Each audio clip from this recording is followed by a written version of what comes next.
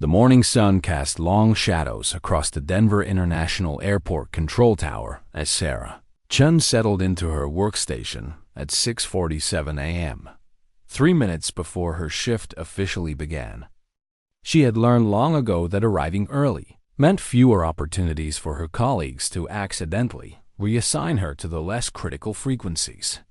The tower hummed with the familiar sounds of aviation radio chatter, the soft beeping of radar systems, and the distant roar of jet engines spinning up on the tarmac below.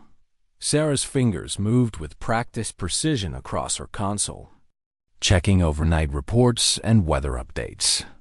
5 years of flawless performance had earned her exactly nothing in terms of respect from her male colleagues, but it had given her an intimate knowledge of every nuance in Denver's airspace.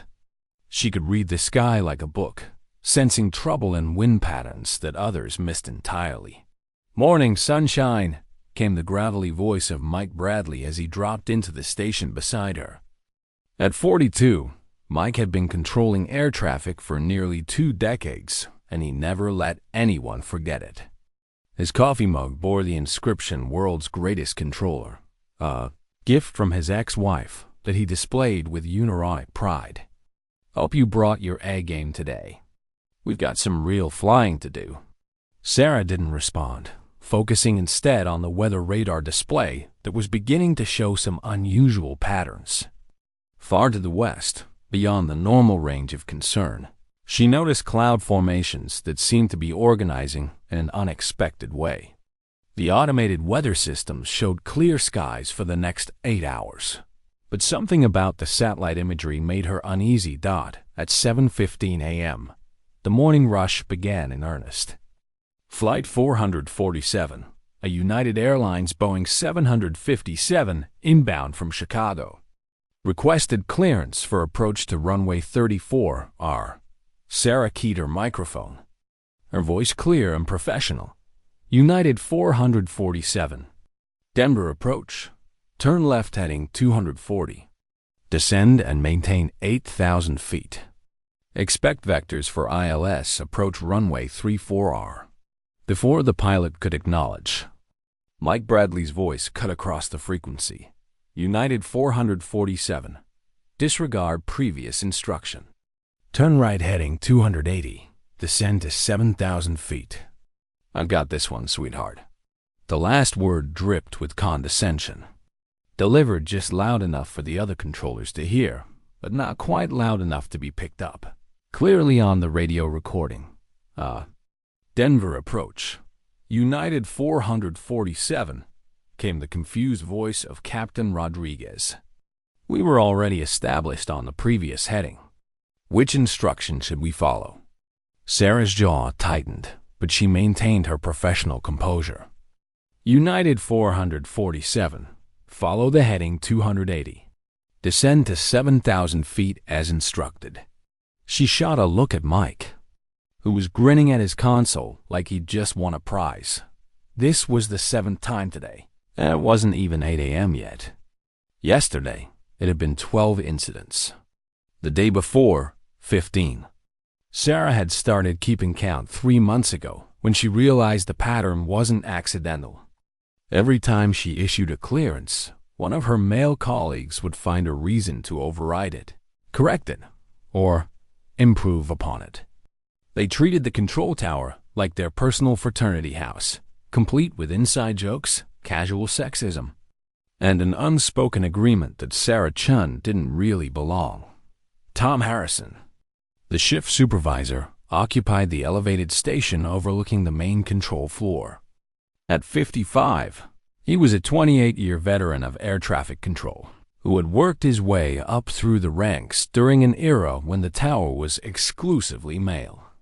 He ruled his domain with the casual authority of someone who had never had his competence questioned, never had to prove himself twice for every opportunity, never had to smile politely while colleagues undermined his every decision. Sarah turned her attention back to the weather display, and what she saw made her blood run cold. The storm system she had noticed earlier was intensifying rapidly, and more concerning, it was moving much faster than the computer models predicted. The automated weather service was still showing clear conditions, but Sarah could see the telltale signs of a supercell formation, the kind of storm that could spawn tornadoes, microbursts, and wind shear conditions that turned routine flights into emergencies. She pulled up the extended radar range and enhanced the image resolution. The storm was still 200 miles away, but at its current speed and trajectory, it would reach Denver airspace within 2 hours. The wind patterns were already showing signs of instability, and the temperature differentials suggested the potential for severe turbulence and dangerous DOWNDRA-FTS. Sarah stood up and walked over to Tom's station, her printed weather analysis in hand. "Tom, we need to talk about this storm system approaching from the west. The automated forecasts aren't picking up the severity, but I'm seeing some really concerning patterns here." Tom barely looked up from his newspaper, where he was reading the sports section with the dedication of a scholar studying ancient texts. "Weather Service says clear skies until this afternoon. Chun, maybe stick to what you know." He gestured vaguely toward her station without making eye contact. "But if you look at the satellite imagery and cross-reference it with the wind speed data." "Sarah." Tom's voice carried the tone of a parent addressing a particularly persistent child. "I've been doing this since before you were born. The National Weather Service has million-dollar computers and PhD meteorologists. I think they know a little more about weather than you do." Behind her, Sarah heard Mike Bradley chuckle. "Maybe she's seeing things on that radar. You know how women are with technology, always thinking they see problems that aren't there." The comment drew snickers from 2 other controllers, and Sarah felt her face flush with anger and embarrassment. She had graduated summa cum laude from the University of Colorado with a degree in atmospheric science before entering air traffic control. She had studied meteorology, fluid dynamics, and atmospheric physics. She could read weather patterns that these men couldn't even identify. But none of that mattered in the face of their casual dismissal. "The storm is moving at nearly twice the predicted speed," Sarah said, her voice remaining steady despite her frustration. "And the wind shear indicators are off the charts. We should at least issue an advisory to incoming flights." Tom finally looked up from his paper, his expression a mixture of annoyance and patronizing patience. "Chun, I appreciate your enthusiasm, but we follow official weather reports here, not hunches. Now, unless there's an actual emergency, I suggest you get back to your station and let the professionals handle the big picture." Sarah returned to her console, her hands trembling slightly with suppressed anger. She pulled up the weather data again, hoping she was wrong, praying that the automated systems were right and her analysis was flawed. But the numbers didn't lie. The storm was intensifying, accelerating, and heading directly for one of the busiest airspaces in the country outside the tower windows. She could see the first wisps of unusual cloud formations on the western horizon. They were still barely visible, just faint smudges against the morning sky, but Sarah knew what they represented. In less than 2 hours, those innocent-looking clouds would become a monster that would test every skill she had learned, every instinct she had developed, and every ounce of courage she possessed. She keyed her microphone to handle the next incoming flight, but her eyes kept drifting to the weather display. The storm was coming, whether her colleagues believed it or not. And when it arrived, their dismissive attitudes and casual sexism would become the least of their problems. The sky was about to teach them all a lesson about underestimating the woman who understood it better than any of them. At 9:23 a.m., the first emergency call crackled through the radio with the urgency that every air traffic controller dreads.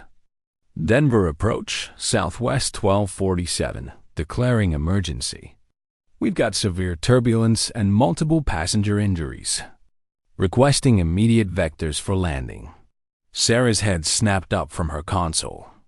The storm she had warned about was still supposedly an hour away according to the official forecast, but the aircraft was reporting conditions that matched her worst predictions. Before she could respond, the radio exploded with overlapping emergency calls. Denver Control, this is American 892. We're experiencing severe wind shear on approach. Going around. Mayday, mayday. Denver approach, Frontier 156. We've lost our number 2 engine. Requesting emergency landing. Runway of your choice.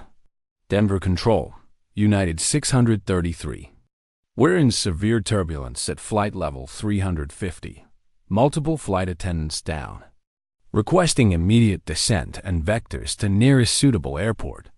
The control tower erupted into chaos. Warning alarms began shrieking as aircraft after aircraft declared emergencies. Sarah's weather display showed what she had feared most. The storm had accelerated beyond all predictions. Arriving 90 minutes early with the fury of a Category 5 hurricane compressed into the sky above Denver, Tom Harrison stood frozen at his supervisor station, his coffee mug still in his hand as he stared at the radar screen in disbelief. 7 aircraft were declaring emergencies simultaneously, and the number was climbing. His face had gone pale, and Sarah could see his hands beginning to shake as the magnitude of the crisis hit him. "What the hell is happening?" Mike Bradley shouted, his usual swagger replaced by panic as he tried to process multiple emergency frequencies at once. The weather service said clear skies. Sarah was already moving, her training and instincts taking over. She could see the developing disaster with crystal clarity aircraft scattered across the sky. Some running critically low on fuel after fighting headwinds that were twice as strong as forecast. Others damaged by turbulence that had appeared without warning. All of them converging on an airport that was about to be hit by the storm of the decade. Denver Control. This is Delta 445. Came another voice, tight with stress. We're showing fuel critical. We've been fighting these headwinds for the last hour. We need immediate clearance for approach. Negative, Delta 445. Tom Harrison stammered into his microphone. We've got multiple emergencies ahead of you. You'll have to hold. Denver Control, we don't have fuel to hold. We need to land now. Sarah watched in horror as the situation spiraled out of control. On her radar screen, she could see Flight 892. The American Airlines Boeing 737 with 180 passengers, being vectored by Mike Bradley on a heading that would intersect directly with Frontier 156. The aircraft with the failed engine that was descending rapidly toward the same altitude. The 2 planes were on a collision course, and neither pilot was aware of the other's position. "Mike," Sarah called out, pointing at her screen. "You've got 892 and 156 converging at 8,000 feet. But Mike was shouting into his headset, trying to coordinate with 3 different aircraft at once, his voice rising in pitch as the stress overwhelmed him. "I can't. There's too many. Someone help me with these frequencies." Sarah looked at her radar display and felt time slow down. Flight 892 was at 8,500 feet, descending.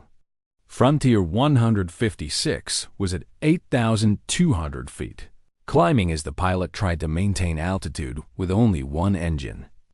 Their flight paths would intersect in exactly 47 seconds. She could see it happening with mathematical precision. 2 aircraft, 347 souls aboard combined, about to collide in midair while the controllers who had spent months undermining her authority fell apart under pressure. Tom Harrison was hyperventilating at his station, his hands shaking so badly he couldn't operate his radio. "I can't. This is too much. We need to call for backup." "There's no time for backup," Sarah shouted, but her voice was lost in the cacophony of alarms, radio chatter, and panicked voices. 32 seconds to collision. Another emergency call cut through the chaos. Denver Control. This is Life Flight 7. We're a medical helicopter with a pediatric cardiac patient. We need immediate clearance to Denver Health. This child will die if we don't get there in the next 10 minutes. The helicopter was requesting clearance to fly directly through the path of the descending aircraft, adding another layer of complexity to an already impossible situation. Sarah could see the pilot's position on her screen. He was flying blind into the storm, unaware that he was about to enter a sky filled with emergency aircraft. 20-6 seconds to collision. Mike Bradley was now shouting incoherently into his microphone, issuing contradictory instructions that were confusing the pilots even more. American 892, turn left, no wait. Turn right, maintain 8,000, actually climb to 9,000. Denver Control. American 892, say again your instruction? We're getting conflicting vectors. 18 seconds. Sarah's mind raced through the possibilities. She could see the solution, a complex sequence of vectors and altitude, changes that would separate all the aircraft safely, but she didn't have authority to issue those commands.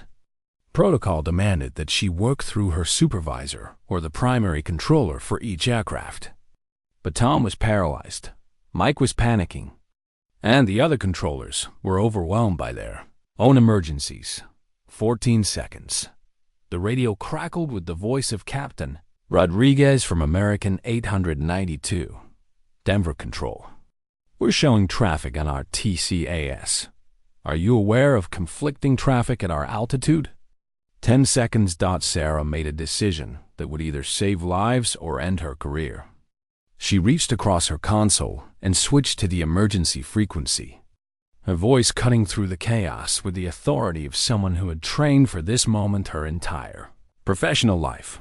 American 892. Denver Emergency Control.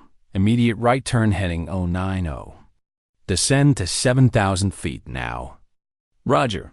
Emergency right turn 090, descending to 7,000, came the immediate response. Captain Rodriguez didn't question the authority in her voice. He simply acted. Frontier 156. Maintain 8,000 feet. Turn left heading 270. Left 270. Maintaining 8,000. Frontier 156. The two aircraft passed each other with 500 feet of vertical separation and nearly a mile of horizontal distance. On the radar screen, Sarah watched the collision symbols disappear as the planes diverged safely. She had just prevented a mid-air collision that would have killed everyone aboard both aircraft, but there was no time to celebrate. The storm was intensifying, and more aircraft were declaring emergencies every minute. The radio was a constant stream of distress calls, fuel emergencies, and medical situations.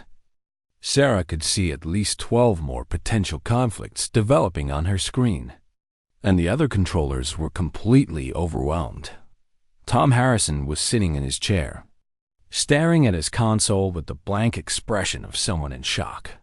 Mike Bradley had stopped issuing instructions altogether, his hands frozen over his keyboard as he watched the chaos unfold. The other controllers were handling their individual emergencies, but no one was managing the big picture, coordinating the overall flow of traffic, or preventing the next disaster. Sarah looked around the control tower and realized with crystal clarity that she was the only person in the room who could see the complete picture, who understood what needed to be done, and who had the skill to do it. The storm was just beginning, and if someone didn't take control of the situation immediately, the next collision might not be prevented. She stood up from her station, her chair rolling backward, and reached for the master control frequency. It was time to take command of the sky. Sarah's hand hovered over the master control frequency switch for exactly 2 seconds, long enough to understand that what she was about to do would either save hundreds of lives or destroy her career forever.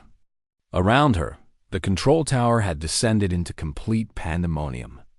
Tom Harrison sat motionless at his supervisor station, his face ashen and his hands trembling as he stared at a radar. screen showing more emergency aircraft than he had ever seen in his 28-year career. Mike Bradley had abandoned his post entirely, standing behind his chair and shouting useless instructions that only added to the confusion. Sarah flipped the switch. All aircraft in Denver airspace. This is Denver Emergency Control. I am now your primary contact for all vectors and clearances. Acknowledged by tail number only. Her voice carried across every frequency simultaneously, cutting through the chaos with the calm authority of someone who had been born for this moment. The response was immediate.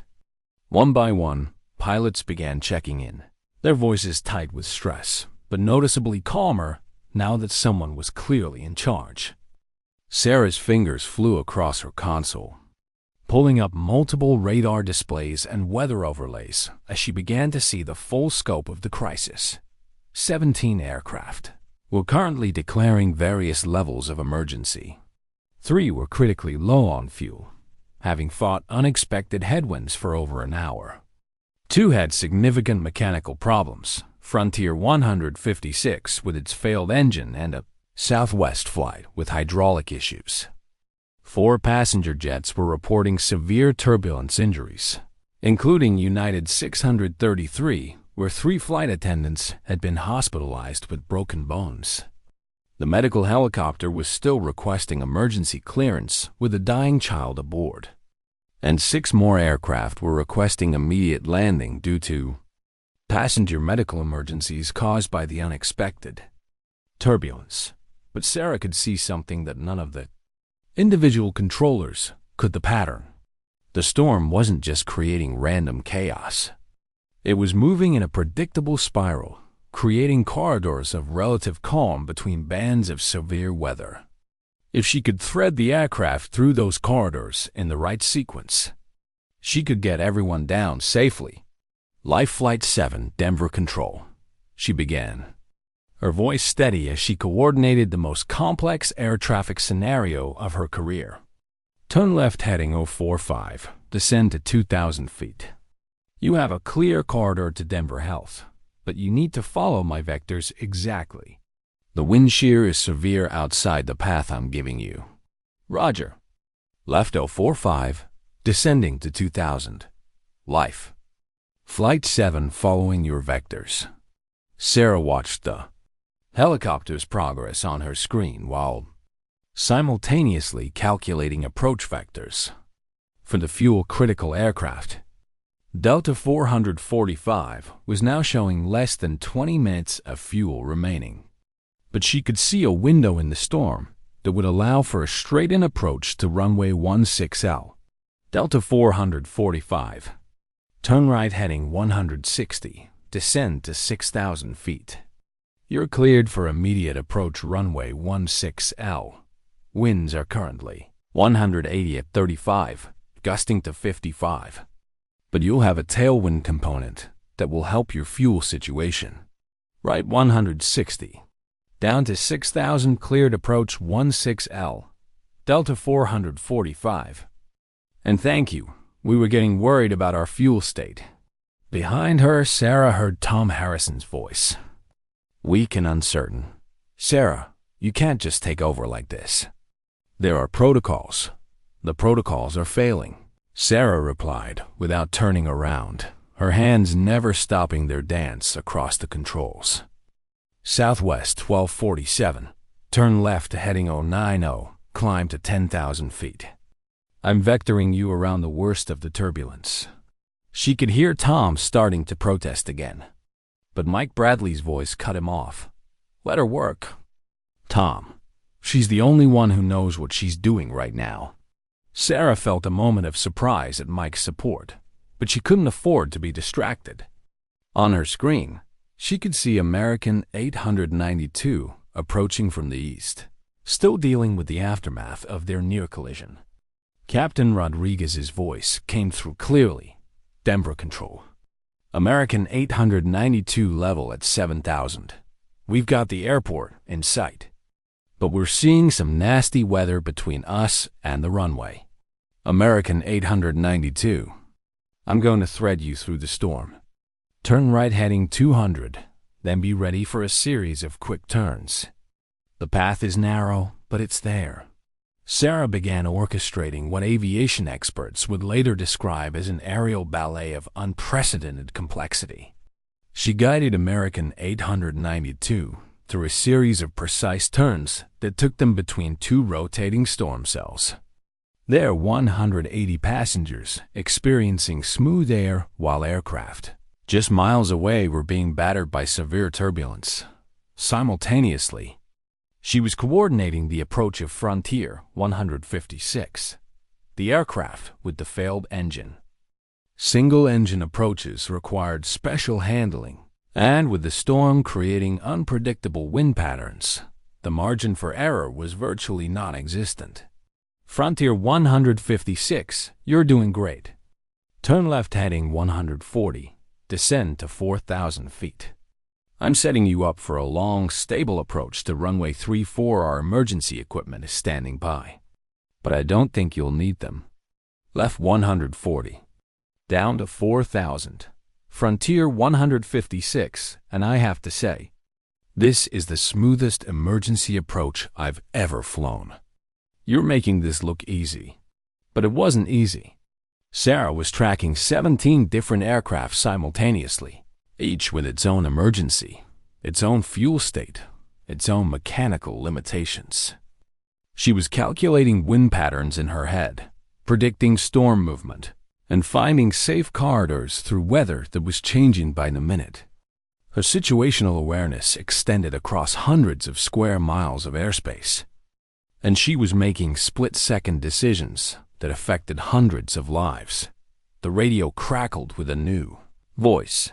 Denver Control. This is Air Force One requesting priority handling. We're carrying the Secretary of Defense, and we're encountering severe turbulence at flight. Level 410. Sarah didn't hesitate. Air Force One.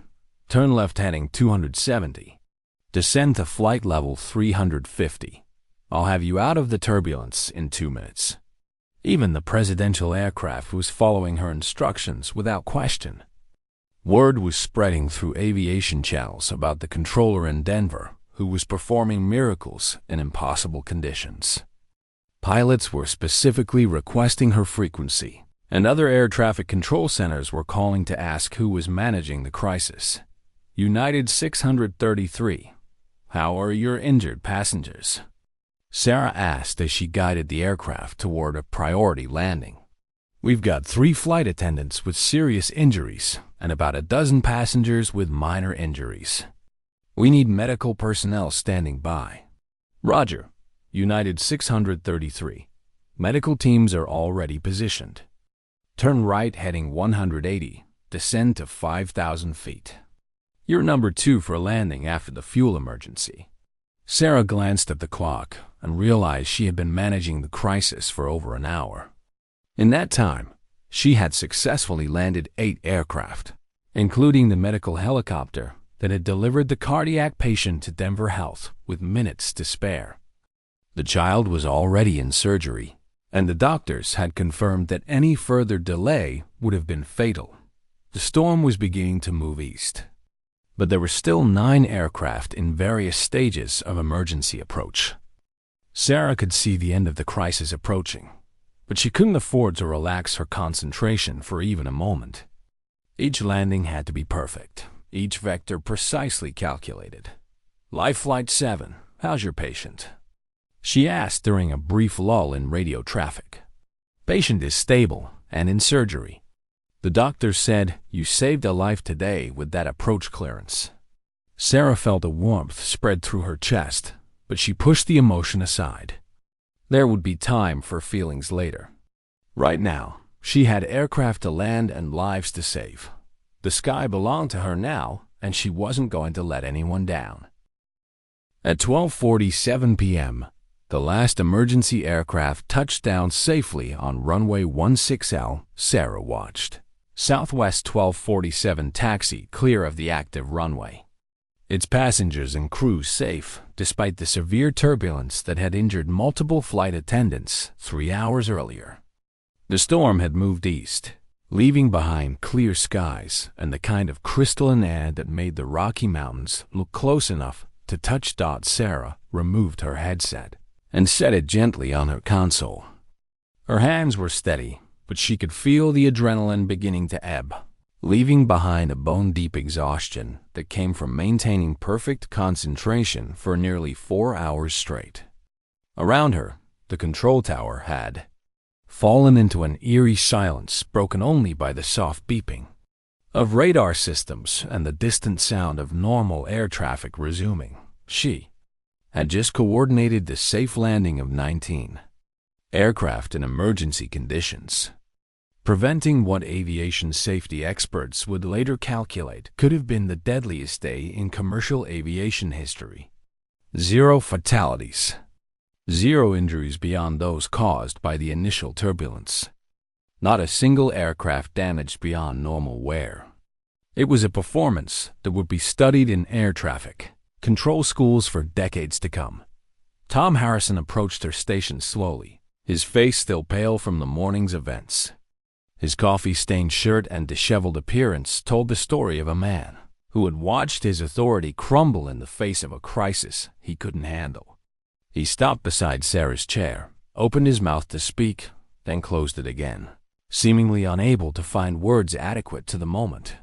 "Sarah," he finally managed, his voice hoarse from stress. We need to talk. About a lot of things." He paused, looking around the control tower where his other controllers were quietly returning to their normal duties, their earlier swagger replaced by a subdued respect. "Starting with your promotion to senior controller. And probably my recommendation for supervisor training." Sarah looked up at him, seeing something in his eyes she had never seen before: genuine respect mixed with the humility of a man who had learned a hard lesson about leadership. "Tom, I appreciate that. But right now I just want to make sure all our aircraft are accounted for and the paperwork is filed correctly." "The paperwork can wait," came a new voice from the tower entrance.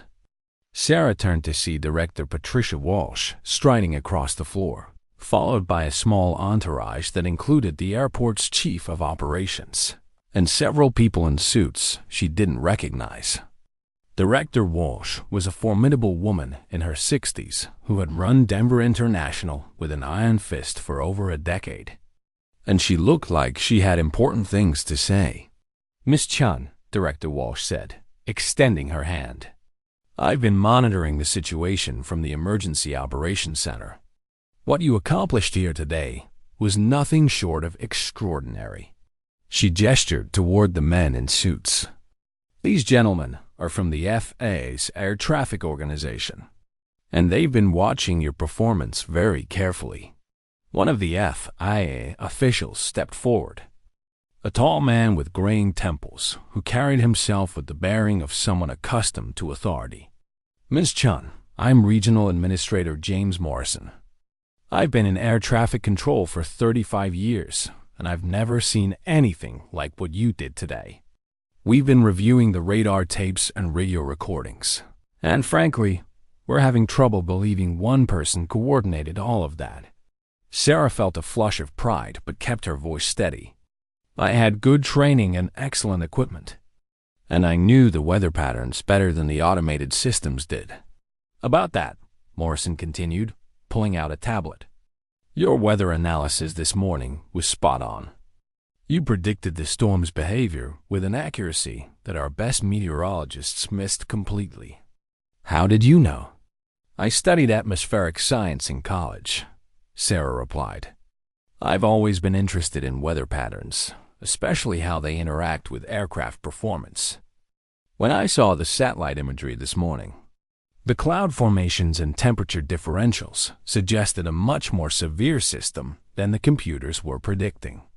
Behind Morrison, she noticed Mike Bradley hovering at the edge of the group, his usual confidence replaced by something that looked suspiciously like shame. He caught her eye and stepped forward, his hands clasped behind his back like a schoolboy about to confess to breaking a window. "Sarah," Mike said, his voice barely above a whisper, "I owe you an apology. Hell, I owe you more than that." He looked around at the other controllers, several of whom had gathered to listen. "We all do. The way we've treated you, the way we've undermined your authority. It was wrong. And today, when everything went to hell, you saved all our asses." Sarah studied his face, seeing genuine remorse in his eyes. "Mike, we're all professionals here. What matters is that everyone got home safely." "No," Mike insisted, shaking his head. "What matters is that you're a better controller than any of us, and we've been too stupid and too proud to admit it. From now on, when you speak, I listen. That's a promise." The sentiment was echoed by murmurs of agreement from the other controllers, and Sarah felt something shift in the atmosphere of the tower. The invisible barriers that had defined her working life for 5 years were crumbling, replaced by the kind of respect that could only be earned through performance under pressure. Director Walsh stepped forward again, her expression serious. "Sarah, there's something else we need to discuss. The media has gotten wind of what happened here today. The story is already breaking on aviation news sites, and the major networks are picking it up. Woman controller saves hundreds in Denver storm crisis. That's the headline on CNN right now." Sarah's stomach dropped. "I didn't do this for publicity. I just did my job."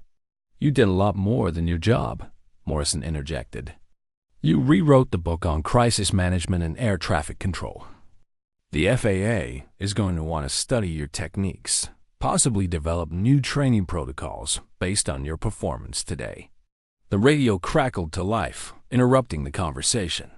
"Denver Control, this is United 447, requesting taxi clearance to Gate 23. Sarah automatically reached for her headset, but Tom Harrison gently placed his hand on her arm. "I've got this one," he said with a smile. "You've done enough for one day." As Tom handled the routine clearance, Sarah's radio crackled again, this time on a different frequency. "Denver Control, this is Captain Rodriguez, American 892. We're at the gate now, and I wanted to thank you personally. In 23 years of flying, I've never experienced air traffic control like that. You didn't just guide us through a storm, you made us feel safe in the middle of chaos." Similar messages began coming in from other pilots who had been part of the morning's crisis. Captain Martinez from Frontier 156 called to report that his aircraft had been thoroughly inspected and showed no damage from the single-engine approach. The life flight pilot radioed that the cardiac patient was out of surgery and expected to make a full recovery. Even the crew of Air Force One sent a formal commendation through military channels.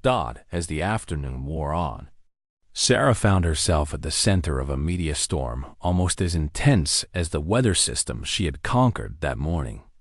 News crews gathered outside the airport. Aviation bloggers analyzed her radio transmissions, and her phone buzzed constantly with interview requests from major networks. But Sarah Chun remained at her station, quietly handling the evening traffic with the same precision and professionalism she had always brought to the job. The only difference was that now, when she spoke, the entire sky listened with the respect she had always deserved. Outside the tower windows, the sun was setting over the Rockies, painting the sky in brilliant shades of orange and gold. It was the same sky she had commanded that morning, but somehow it looked different now, not like a battlefield she had conquered, but like a vast domain where she finally, truly belonged. The radio crackled one more time. "Denver Control, this is Delta 445. Just wanted to say thanks again for getting us down safely. The sky feels different with you watching over it." Sarah smiled, adjusted her headset, and keyed the microphone. "Roger that, Delta 445. Welcome to my airspace."